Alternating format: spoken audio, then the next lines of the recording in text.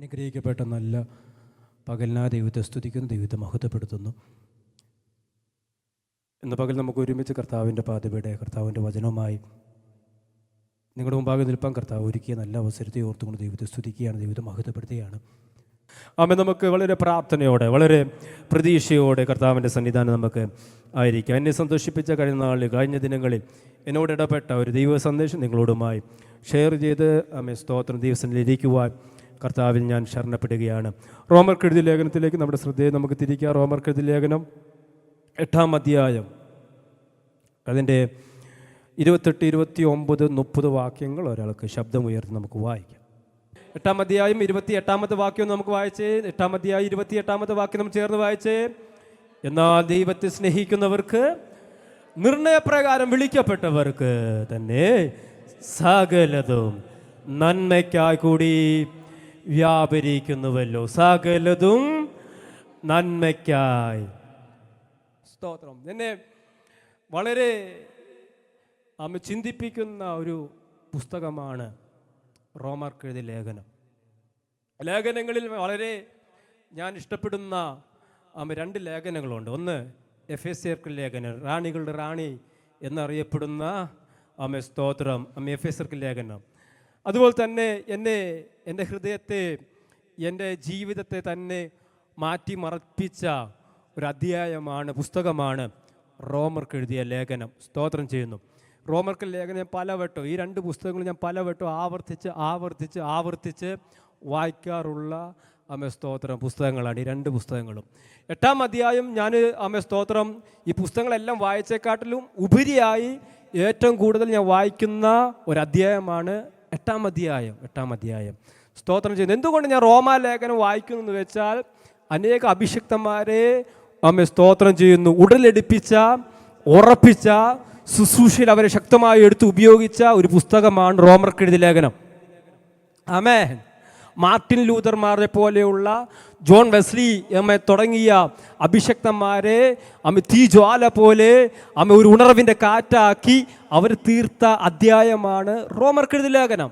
Martin Luther വചനം വചനം കേട്ടുകൊണ്ടിരുന്നപ്പോൾ സ്തോത്രം ചെയ്യുന്നു, തൻ്റെ ഉള്ളിൽ വളരെ സ്തോത്രം ഭയം കടന്നു വരുവാനിടയിൽ തീർന്നു.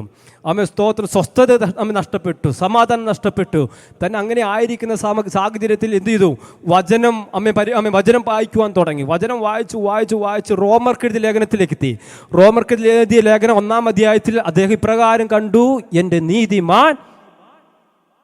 ആ ഒറ്റ വചനമാണ് മാർട്ടിൻ ലൂതറിനെ പിടിച്ചു നിർത്തിയത്.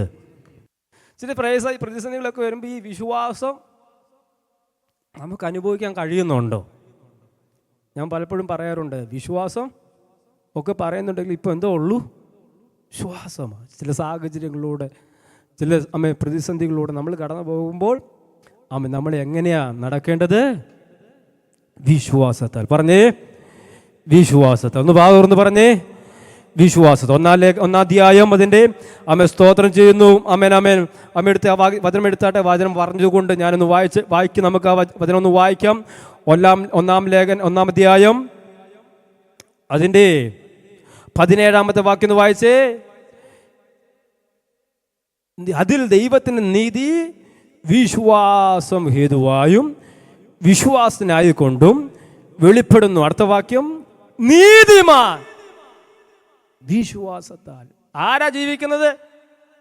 യഥാർത്ഥമായ ദൈവത്തെ സേവിക്കുന്ന ദൈവത്തിലെ നിന്റെ ജീവിതം വിശ്വാസത്തിലായിരിക്കണം. എങ്ങനെ?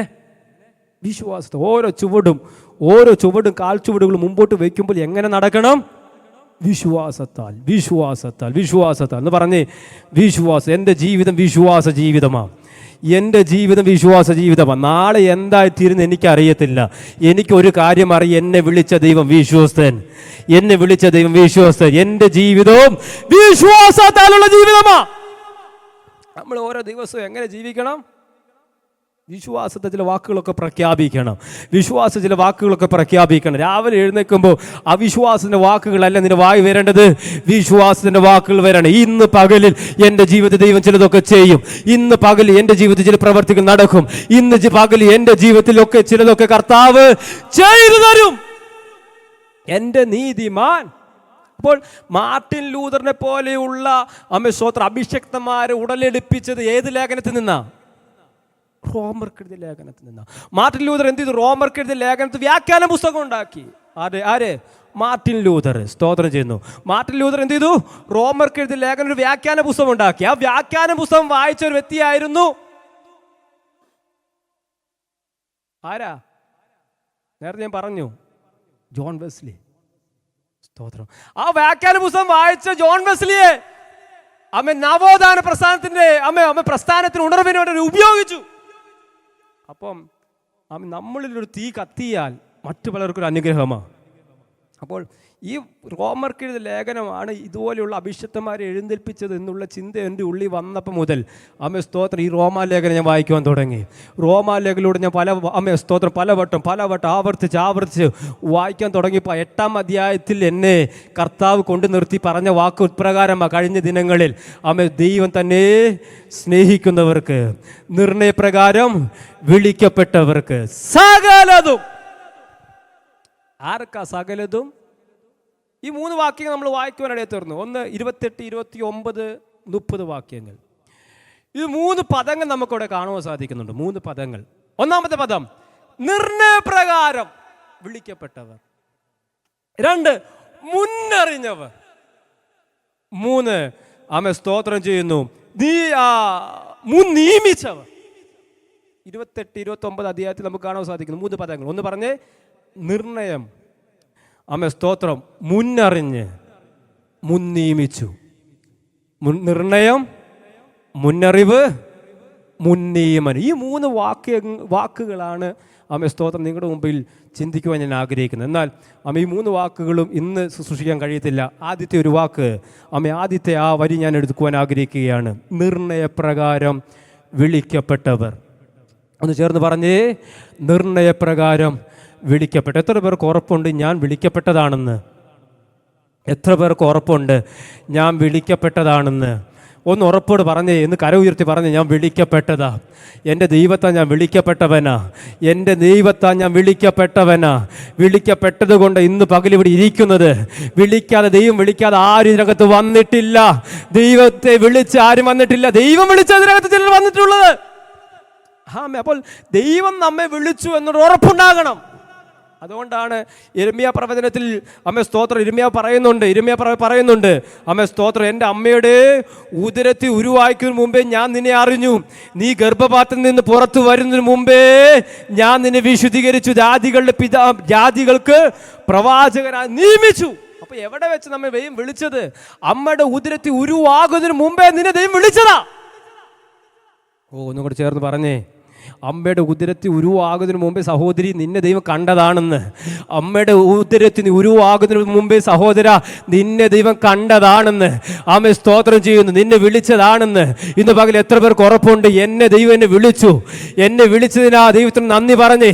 അനേകർ എൻ്റെ ചുറ്റും ഉണ്ടായിരുന്നിട്ടും അവരെ കാണാതെ എന്നെ ദൈവം എന്നെ വിളിച്ചുവല്ലോ. അവരെയൊക്കെ എൻ്റെ മുമ്പിൽ ഉണ്ടായിരുന്നിട്ടും അവരൊക്കെ മാറ്റി നിർത്തി എന്നെ ദൈവം വിളിച്ചു വേർതിരിച്ചല്ലോ. ജ്ഞാനികളെ രചിപ്പാൻ ദൈവം ഭോഷത്വമാതിനെ തെരഞ്ഞെടുത്തു. അല്ലേ? ആണോ? എന്നെ എന്ന് ദൈവം എന്ത് ചെയ്തു? ഭോഷനായി എന്നെ എന്ത് ചെയ്തു? ദൈവം തെരഞ്ഞെടുത്തു എന്ന് എത്ര പേർക്ക് ഉറപ്പുണ്ട്? ദൈവം തെരഞ്ഞെടുക്കാതെ ആരും ഇതിനകത്ത് വന്നിട്ടില്ല. ഇതിനകത്തിരിക്കുന്നവർ ദൈവം തെരഞ്ഞെടുത്ത് വന്നവരാ. എത്ര പേർക്ക് ആ ഉറപ്പുണ്ട്? ഒന്ന് കര ഉയർത്തുന്ന കർത്താവിനെ മഹത്വപ്പെടുത്തിയേ. ഞാൻ വെറുതെ വന്നതല്ല, ദൈവം എന്നെ തെരഞ്ഞെടുത്തതാ. എൻ്റെ ദൈവം എന്നെ തെരഞ്ഞെടുത്തതാ. എൻ്റെ ദൈവം എന്നെ തെരഞ്ഞെടുത്തതാ. എൻ്റെ ദൈവം എന്നെ തെരഞ്ഞെടുത്തതാ. എൻ്റെ ദൈവം എന്നെ വിളിച്ചതാ. എൻ്റെ ദൈവം എന്നെ വിളിച്ചതാണെന്ന് ഉറപ്പുള്ളവർ ആ കരങ്ങളെ തട്ടി ദൈവത്തെ മഹത്വപ്പെടുത്തിയാട്ടെ. സ്തോത്രം ചെയ്യുന്നു. ആ ഉറപ്പ് നമുക്ക് എപ്പോഴും ഉണ്ടായിരിക്കണം. എന്തുറപ്പ്? എൻ്റെ ദൈവം എന്നെ തിരഞ്ഞെടുത്തു. എന്തിനു വേണ്ടി തിരഞ്ഞെടുത്തു? ജ്ഞാനികളുണ്ടായിരുന്നു, ബലവാന്മാരുണ്ടായിരുന്നു. സ്തോത്രം എന്ന ജ്ഞാനമില്ലാത്ത ഭോഷനായി എന്നെ എൻ്റെ ദൈവം തെരഞ്ഞെടുത്തു. ആ തെരഞ്ഞെടുപ്പിനെ ഓർത്തുകൊണ്ട് ദൈവത്തെ മഹത്വപ്പെടുത്തിയാട്ടെ. സ്തോത്രം ചെയ്യുന്നു. അപ്പോൾ ദൈവം നമ്മെ എന്ത് ചെയ്തു? തെരഞ്ഞെടുത്തു. അപ്പോൾ അത് അങ്ങനെയാണല്ലോ എഴുതിയിരിക്കുന്നത്. ദൈവം എന്നെ എന്ത് ചെയ്തു? എന്നെ ദൈവം വിളിച്ച് വേർതിരിക്കപ്പെട്ടു. എന്തിനു വേണ്ടി? എങ്ങനെ ദൈവം വിളിച്ച് വേർതിരിക്കപ്പെട്ടത്? നിർണയപ്രകാരം വിളിച്ച്. അപ്പോൾ ദൈവം വിളിച്ചതിന് എന്തോ ഉണ്ട്? ഒരു നിർണയമുണ്ട്. ദൈവം വിളിച്ചു, അല്ലേ? ദൈവം നമ്മെ തെരഞ്ഞെടുത്തു.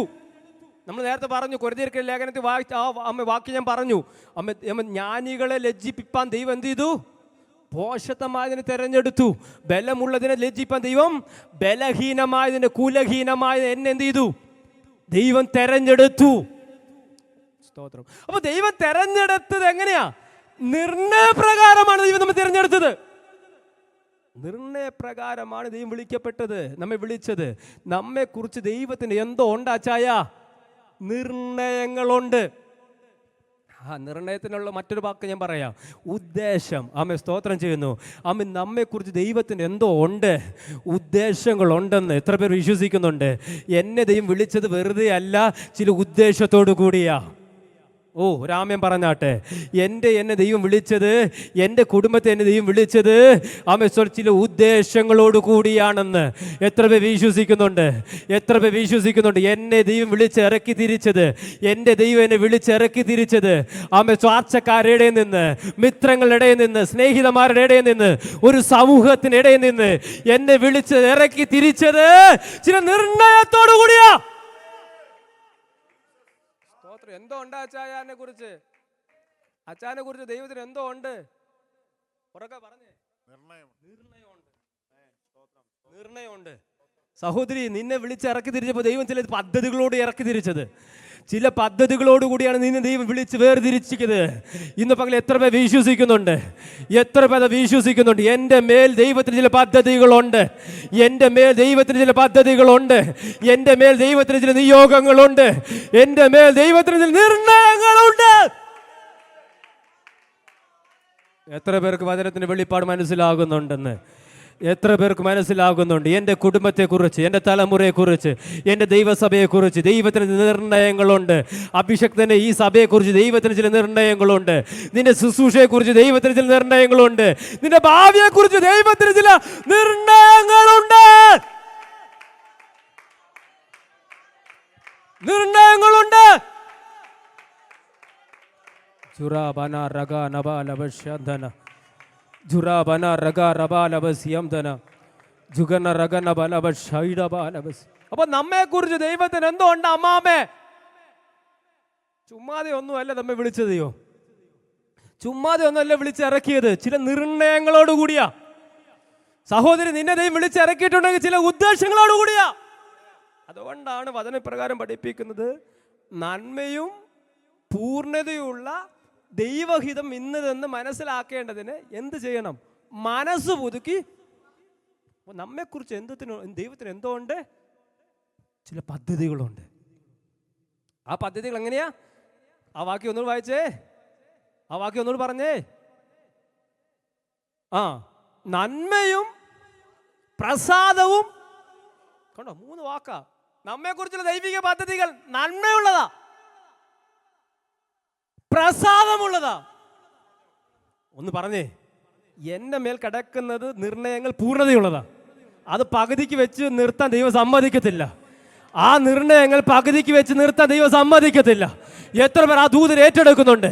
എൻ്റെ മേൽ കിടക്കുന്ന നിർണയം, എൻ്റെ മേൽ കിടക്കുന്ന ദൈവിക പദ്ധതികൾ അത് പൂർണ്ണതയുള്ളതാ. പൂർണ്ണതയുള്ളത്. ആരോടൊക്കെയോ ആത്മാവ് ദൂത് വിളിച്ചു പറയുന്നു, നിന്നെക്കുറിച്ചുള്ള നിർണയങ്ങൾ അത് പൂർണ്ണതയുള്ളതാ, പൂർണ്ണതയുള്ളതാ, പൂർണ്ണതയുള്ളതാ, അത് പൂർണ്ണതയുള്ളതാ.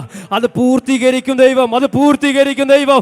ആരെയൊക്കെ നോക്കിക്കൊണ്ട് ദൈവമാവ് ഇന്ന് പകലിൽ സംസാരിക്കുന്നു, നിന്നെക്കുറിച്ചുള്ള ദൈവിക പദ്ധതികൾ അത് പൂർത്തീകരണത്തിലേക്ക് കടന്നു വരും. അത്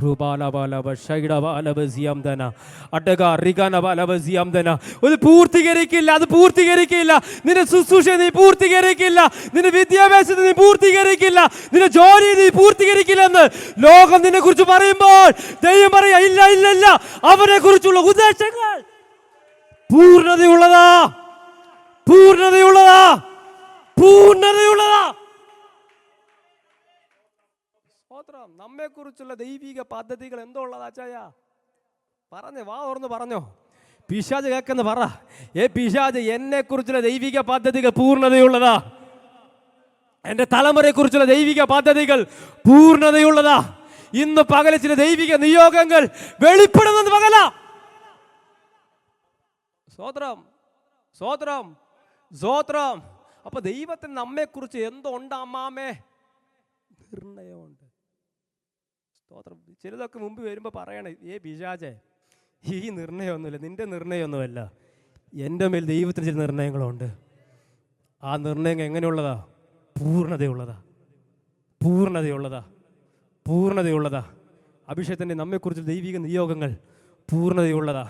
ശുശ്രൂഷകൾ പൂർണ്ണത വെളിപ്പെടും, ശുശ്രൂഷയുടെ പൂർണ്ണതകൾ വെളിപ്പെടും. പൂർണ്ണതയോട് ചില ശുശ്രൂഷകൾ മേഖലകൾ വെളിപ്പെടും. ആറാബാന ഷൈഡബ എത്ര പേർ വിശ്വസിക്കുന്നുണ്ട്? എൻ്റെ മേലുള്ള പദ്ധതികൾ പൂർണ്ണതയുള്ളതാ, പൂർണ്ണതയുള്ളതാ. ആമി പകുതിക്ക് വെച്ച് നിർത്തിയിട്ട് പോകാനല്ല എന്നെ ദൈവം കൊണ്ടുവന്നത്. പകുതിക്ക് വെച്ചിട്ട് കൊണ്ടുപോകാനല്ല എൻ്റെ ദൈവം എന്നെ ഈ ദേശത്ത് കൊണ്ടുവന്നത്. ഇതിൻ്റെ ഉദ്ദേശത്തെ ദൈവം പൂർത്തീകരിക്കും. ഈ ദേശത്ത് കൊണ്ടുവന്നതിൻ്റെ ഉദ്ദേശത്തെ ദൈവം പൂർത്തീകരിക്കും. ഈ ദേശത്ത് കൊണ്ടുവന്നതിൻ്റെ ഉദ്ദേശത്തെ ദൈവം പൂർത്തീകരിക്കും. നിർത്തിയിട്ട് പോകാം എന്നൊന്നും ചിന്തിക്കണ്ട. ആമേ, അതിന് പൂർത്തീകരണമുണ്ട്. ഇതിനൊരു പൂർത്തീകരണമുണ്ട്. സ്തോത്രം. അങ്ങനെ നിർണയപ്രകാരം വിളിക്കപ്പെട്ട ദൈവമക്കൾക്ക് സകലതും നന്മയ്ക്കായി കൂടി വ്യാപരിക്കുന്നു.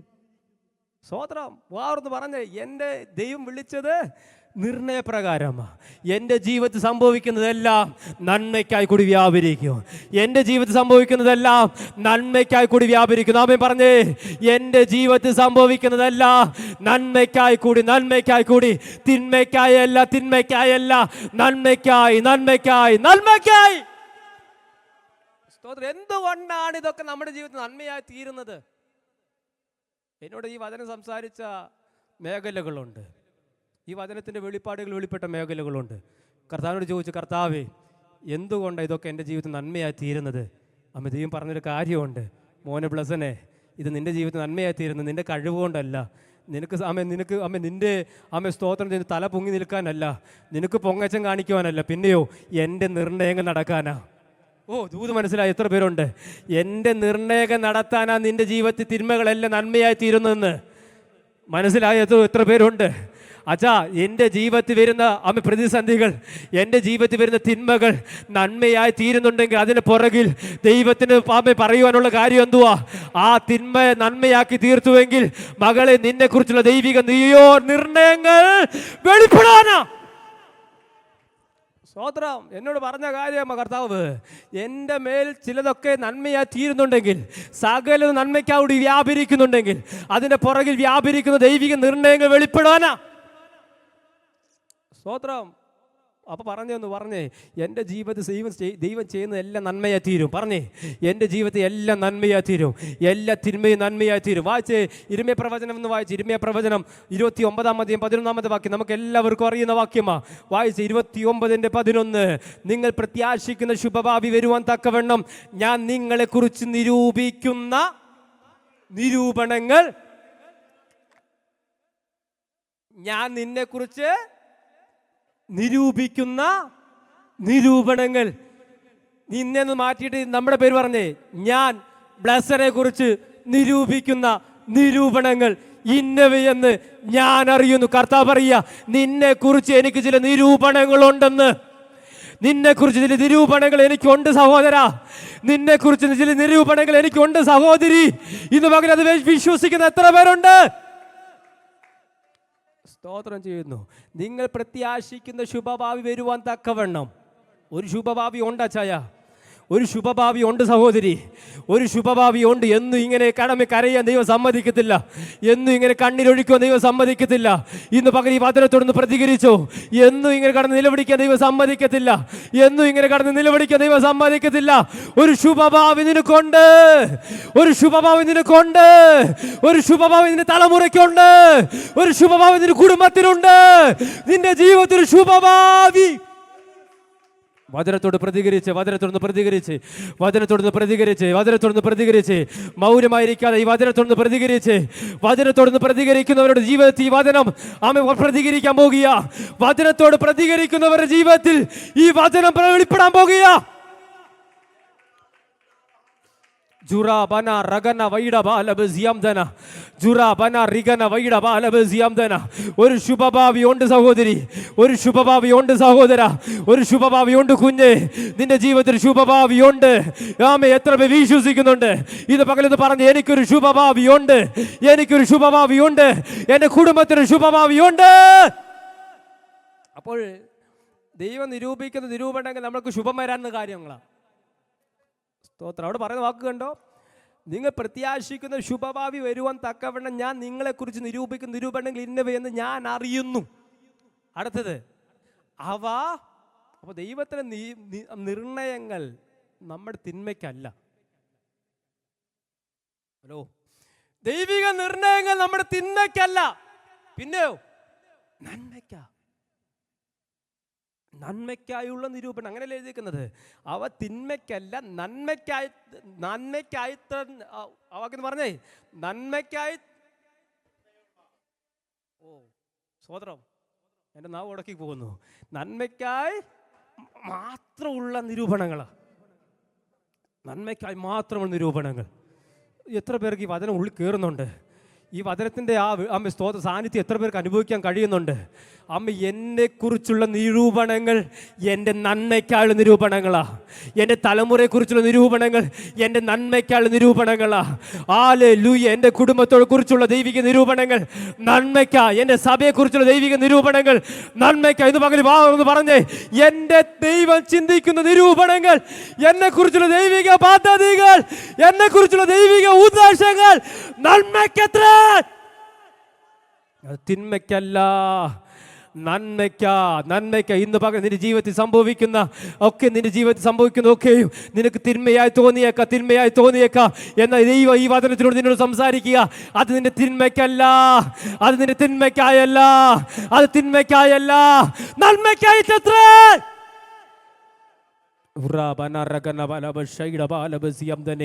ആരോടൊക്കെയോ ആത്മാവ് ദൂത് വിളിച്ചു പറയുക, ആരോടൊക്കെയോ ദൈവമാവ് ഇടപെടുക. ഇന്ന് നിന്റെ ജീവിതത്തിൽ സംഭവിക്കുന്നത്, ഇന്ന് നിന്റെ ജീവിതത്തിൽ സംഭവിക്കുന്ന വ്യതകൾ, ഇന്ന് നിന്റെ ജീവിതത്തിൽ സംഭവിക്കുന്ന കട്ടതകൾ, ഇന്ന് നിന്റെ ജീവിതത്തിൽ കടന്നു വന്ന പ്രതിസന്ധികൾ തിന്മയ്ക്കല്ല,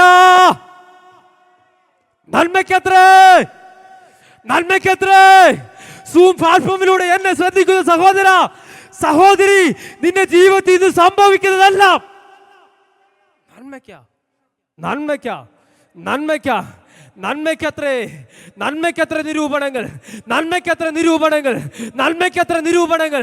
കരം കൊടുത്തിട്ട് പറ, അടുത്തിരിക്കുന്നത് കരം കൊടുത്തിട്ട് പറ, എന്നെ കുറിച്ച് ദൈവിക നിരൂപണങ്ങൾ നന്മയ്ക്കത്രേ.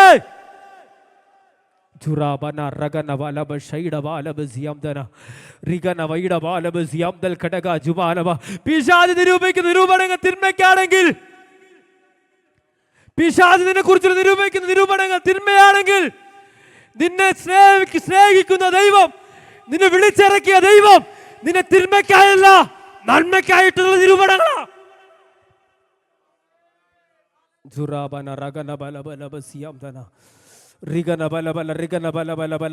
അന്യഭാഷ ദൈവത്തോട് സംസാരിച്ച്, അന്യഭാഷ ദൈവത്തോട് സംസാരിച്ച്, ആത്മാവിനും ദൈവത്തോട് ഇടപെട്ട് ഈ വചനത്തെ ഒന്ന് ഓർത്ത്, അമ്മ ദൈവത്തിൽ നിന്ന് ഈ വചനത്തെ ഒന്ന് ഓർത്ത്, ഈ വചനത്തെ ഒന്ന് ഉള്ളിൽ സംഗ്രഹിച്ച് ദൈവത്തോട് സംസാരിച്ച്, ദൈവിക നിരൂപണങ്ങൾക്ക് വിരോധമായി, ദൈവിക പദ്ധതികൾക്ക് വിരോധമായി, ദൈവജനത്തിനെതിരെ, ദൈവസഭയ്ക്ക് വിരോധമായി, ദൈവസഭയ്ക്ക് വിരോധമായി, ഇവരെ ആരോഗ്യത്തിന് വിരോധമായി ചലിക്കുന്ന എല്ലാ എതിരുകളും, എല്ലാ പ്ലാനുകളും, പിശാചിന്റെ നിരൂപണങ്ങളെയും യേശുവിന്റെ അധികാരമുള്ള നാമത്തിൽ, ആമേ, പാമ്പിനെ, തേളിനെ, ശത്രുവിനെ സകല ബലത്തെയും ചവിട്ടുവാൻ അധികാരം തന്ന നസ്രായ യേശുവിന്റെ നാമത്തിൽ അതിമേൽ ജയകൽപ്പിക്കുക.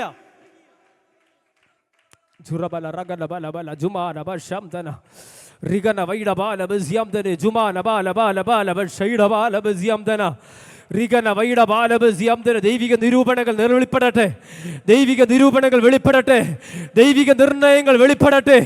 ഇതിനകത്തിരിക്കുന്നവരുമേ ദൈവിക നിർണയങ്ങൾ വെളിപ്പെടട്ടെ. അതിനെതിരെ നിൽക്കുന്ന വെല്ലുവിളികൾ തകരട്ടെ, അതിനെതിരെ നിൽക്കുന്ന വെല്ലുവിളികൾ തകരട്ടെ. ഉയർത്തുകയില്ലെന്ന് വാദിച്ചു നിൽക്കുന്ന ദുഷ്ടന്റെ നിർണയങ്ങളെ ഇന്ന് പകരം ഞങ്ങൾ ഒരുമിച്ച് ജയപ്പെടുത്ത്.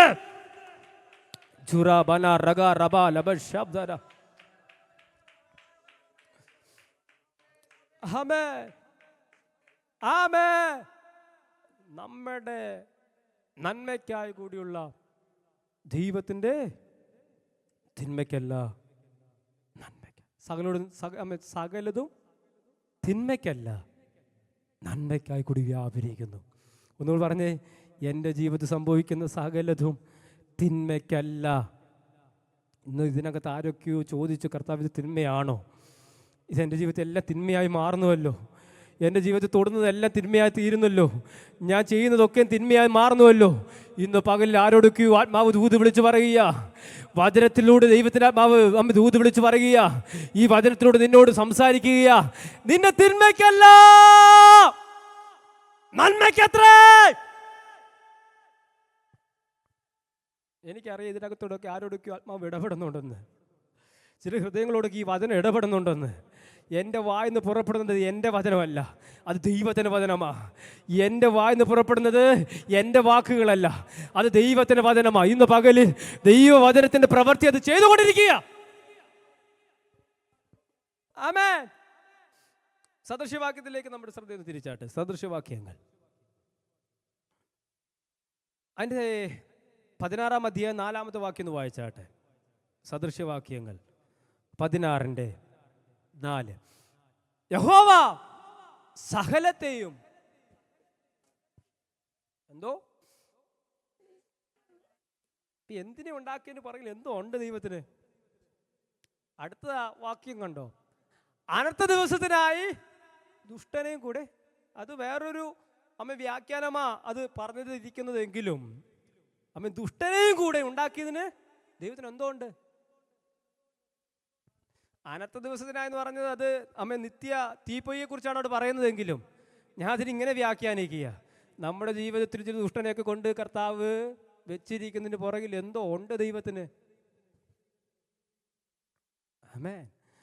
സ്തോത്രം. NSSൽ ജോലി ചെയ്യുമ്പോൾ മാനേജ്മെൻ്റ് ഒക്കെ നമുക്ക് വിരോധമായി സംസാരിക്കുമ്പോഴും ഓർത്തുകൊള്ളണം, അവരെയും ദൈവം ഇങ്ങനെ വിരോധമായി സംസാരിപ്പിക്കുവാൻ ദൈവത്തിന് പുറകിൽ എന്തുണ്ട്? നിർണയങ്ങളുണ്ട്. അതുകൊണ്ട് അതാ എഴുതിയിരിക്കുന്നത്, സകലത്തെയും തൻ്റെ ഉദ്ദേശത്തിനായി. സ്തോത്രം. ഇയ്യോബിന്റെ ജീവിതത്തിൽ സ്തോത്രം, ദൈവം ഭാര്യയെ കൊടുത്തത് എന്തിനു വേണ്ടിയാ? ഇയ്യോബിനെ നേരെ ചൊവ്വേ കൊണ്ടുവരാനായിട്ട്. അവന് വിശ്വാസത്തിൽ ഒന്ന് സ്തോത്രം ചെയ്യും. പൗലോസിന്റെ ജീവിതത്തിൽ ശൂലം കടന്നു വന്ന് എന്തിനു വേണ്ടിയാ? അതിനുവേണ്ടി പ്രാർത്ഥിച്ചു, കർത്താവ് ഈ ശൂലത്തെ ഒന്ന് മാറ്റണേ. ദൈവം പറയാ, പൗലോസേ നീ വിളിച്ചു പോകാതിരിപ്പാനാണ് ഈ ശൂലം. ചിലതൊക്കെ പുറകിലൂടെ കുത്തുന്നുണ്ടെങ്കിൽ, ചില ദുഷ്ടന്മാരെയൊക്കെ ദൈവം മുമ്പിൽ വെച്ചിട്ടുണ്ടെങ്കിൽ, ചിലതൊക്കെ നിന്റെ ജീവിതത്തിൽ സംഭവിക്കുന്നുണ്ടെങ്കിൽ അതിൻ്റെ തിന്മയ്ക്കല്ല, അതിൻ്റെ പുറകെ ദൈവത്തിന് ചില നിർണയങ്ങളുണ്ട്. നിനക്കെതിരെ ആരെങ്കിലുമൊക്കെ സംസാരിക്കുന്നുണ്ടെങ്കിൽ, നിനക്കെതിരെ ആരെങ്കിലുമൊക്കെ പ്രവർത്തിക്കുന്നുണ്ടെങ്കിൽ, നിനക്കെതിരെ ആരെങ്കിലുമൊക്കെ ചെറുവരെ അനക്കുന്നുണ്ടെങ്കിൽ അതിൻ്റെ പുറകിലും ദൈവത്തിന് ചില പദ്ധതികളുണ്ട്. സ്തോത്രം. ഇയ്യോബിന്റെ ജീവിതത്തിൽ പറയാലോ, ഇയ്യോബിന്റെ ജീവിതം വായിച്ച ഇയ്യോബ് സ്തോത്രം ചെയ്യുന്നു. 42:2 വായിച്ചു. ഇയ്യോബ് 42:2, നിനക്ക് സകലവും കഴിയുമെന്നും. അപ്പൊ ദൈവത്തിന്റെ ഉദ്ദേശങ്ങൾ എന്താകത്തില്ല അച്ഛാ, അസ്ഥാനത്ത് നിന്ന് കൊള്ളത്തില്ല. നമ്മളൊക്കെ ചെയ്യുന്നതൊക്കെ ചിലത് അസ്ഥാനത്ത് കൊള്ളുമെങ്കിലും ദൈവത്തിന്റെ ഉദ്ദേശം കൃത്യസ്ഥാനത്ത് നടക്കും. ദൈവത്തിന്റെ ഉദ്ദേശം കൃത്യസമയത്ത് നടക്കും. ദൈവത്തിന്റെ നിർണയം കൃത്യസമയത്ത് നടത്തും. അതുകൊണ്ട് ഇയ്യോബോട് പറയുന്നത്, നിനക്ക് സകലം കഴിയുമെന്നും നിന്റെ ഉദ്ദേശമൊന്നും അസാധ്യമല്ല. എപ്പോഴാ പറയുന്നേ? സ്തോത്രം. ചാരത്തി കിടന്നുകൊണ്ട് ഓട്ടും കഷ്ണം എടുത്ത് ചൊരണ്ടിക്കൊണ്ടിരുന്നൊക്കെ പറയാ, കർത്താവേ ഈ ഓട്ടും കഷ്ണം ഇട്ട് ചൊരുന്നതിന് പുറകിൽ എന്തോ ഉണ്ട്.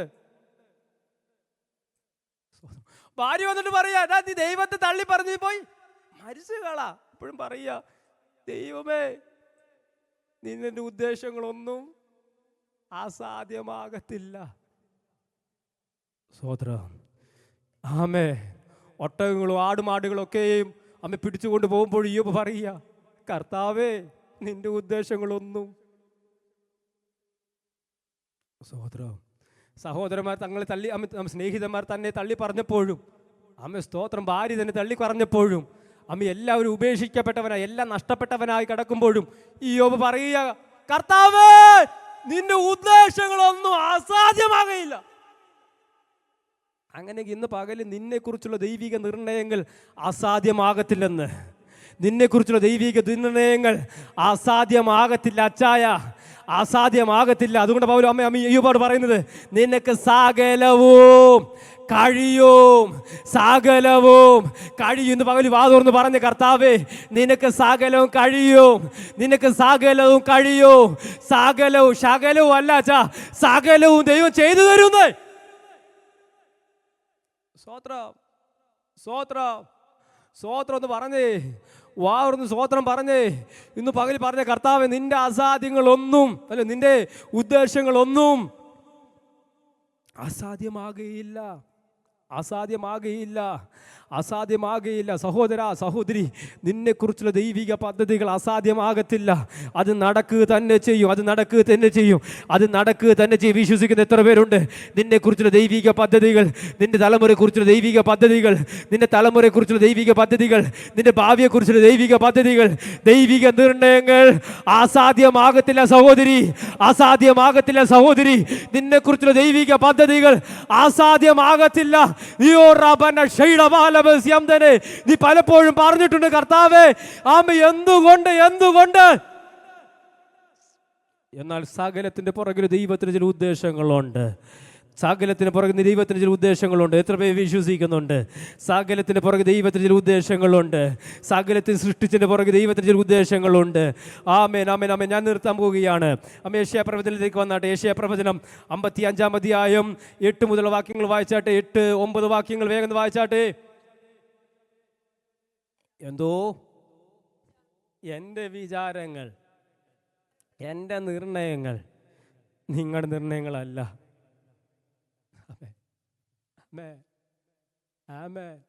നമ്മൾ ഒരു കൂട്ടം ഒരു ലിസ്റ്റ് നിർണയം ഉണ്ടാക്കിയിട്ടാണ് UK പെട്ടത് വന്നിരിക്കുന്നത്.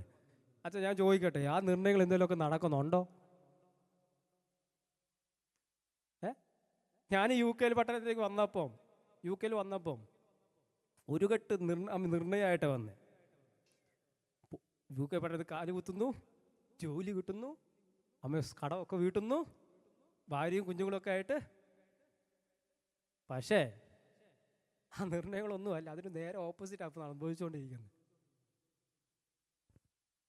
ഹലോ, നമ്മുടെ നിർണയങ്ങളല്ല ദൈവത്തിൻ്റെ നിർണയങ്ങൾ, നമ്മുടെ വിചാരങ്ങളല്ല ദൈവത്തിൻ്റെ വിചാരങ്ങൾ.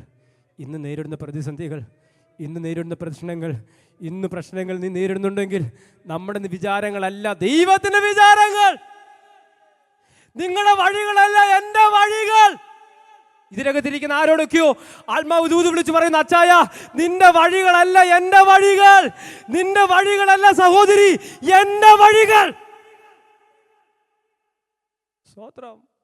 ആകാശം, അടുത്ത വാക്യം 9-ാമത്തെ വാക്യം, ആകാശം ഭൂമിക്കും മീതെ ഉയർന്നിരിക്കുന്നത് പോലെ എൻ്റെ വഴികൾ നിങ്ങളുടെ വഴികളിലും, എൻ്റെ വിചാരങ്ങൾ നിങ്ങളുടെ വിചാരങ്ങളിലും ഉയർന്ന് നമ്മൾ ചിന്തിക്കുന്നതിനും നമ്മൾ വിചാരിക്കുന്ന ഉയരത്തിലാണ് കർത്താവ് ചിന്തിക്കുന്നത്. ഹല്ലേലൂയ. ഇന്ന് പകൽ ഇതിനകത്തിരിക്കുന്ന ആരോടൊക്കെയോ ദൂത് വിളിച്ച് പറയുക, ചില നിർണയങ്ങളുമായിട്ടാണ് UK പട്ടണത്തിൽ വന്നത്, ചില പദ്ധതികളുമായിട്ടാണ് UK പട്ടണത്തിൽ വന്നത്. അതൊന്നും നിറവേറാതെ നിൽക്കുന്നുണ്ടെങ്കിൽ നിന്നോട് നോക്കിക്കൊണ്ട് പരിശുദ്ധം പറയുന്നു, നിന്റെ വിചാരങ്ങളല്ല സഹോദരി എൻ്റെ വിചാരങ്ങളെന്ന്. സഹോദരി ദൂത് വിളിച്ച് പറയുക, നിന്റെ വിചാരങ്ങളല്ല എൻ്റെ വിചാരങ്ങൾ, നിന്റെ വഴികളല്ല എൻ്റെ വഴികൾ. ഇന്ന് പകൽ നിന്റെ വഴികളെ വിട്ട് എന്റെ വഴികളിലേക്ക് തിരിയുക.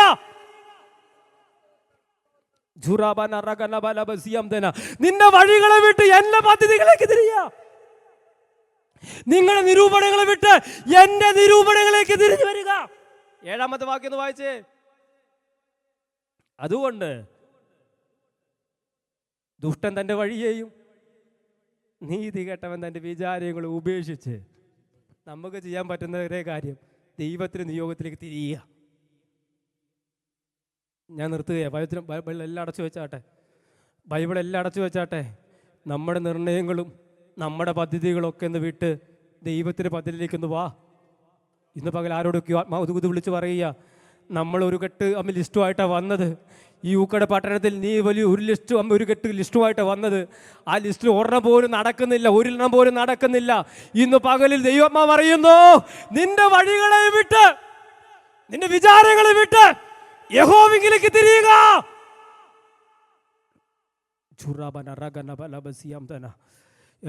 എത്ര പേർക്ക് ഉറപ്പുണ്ട് എന്നോട് ദൈവം സംസാരിക്കുന്നുവെന്ന്? എന്നോട് ദൈവം സംസാരിക്കുന്നു എത്ര പേർക്ക് ഉറപ്പുണ്ട്? ഇന്ന് പകല് നിന്നോട് നോക്കിക്കൊണ്ട് പരിശുദ്ധം പറയും, എൻ്റെ നിർണയത്തിലേക്ക് നീ തിരിഞ്ഞു വാ, എൻ്റെ ഉദ്ദേശത്തിലേക്ക് നീ തിരിഞ്ഞു വാ. നിൻ്റെ ഉദ്ദേശങ്ങളല്ല എൻ്റെ ഉദ്ദേശങ്ങൾ, എൻ്റെ വഴികളല്ല നിൻ്റെ വഴികൾ. ദൈവത്തിൻ്റെ വഴികൾ നീ ചിന്തിക്കുന്ന അപ്പുറമാ, ദൈവത്തിൻ്റെ വിചാരങ്ങൾ നീ ചിന്തിക്കുന്നതിന് അപ്പുറമാ. ഇന്ന് പകലൊന്ന് ദൈവത്തിൽ എഴുന്നേറ്റ് നിന്നേ. ദൈവിക വഴികളിലേക്ക് തിരിഞ്ഞു വാ, ദൈവിക പദ്ധതികളിലേക്ക് തിരിഞ്ഞു വാ, ദൈവിക നിർണയത്തിലേക്ക് തിരിഞ്ഞു വാ. ഇന്ന് പകരം നിന്നെ നോക്കിക്കൊണ്ട് പരിശുദ്ധമ്മ പറയുന്നു, ദൈവത്തിന്റെ നിർണയത്തിലേക്ക് മടങ്ങി വാ, പൂർണ്ണതയുള്ള ദൈവിക പദ്ധതിയിലേക്ക് മടങ്ങി വാ.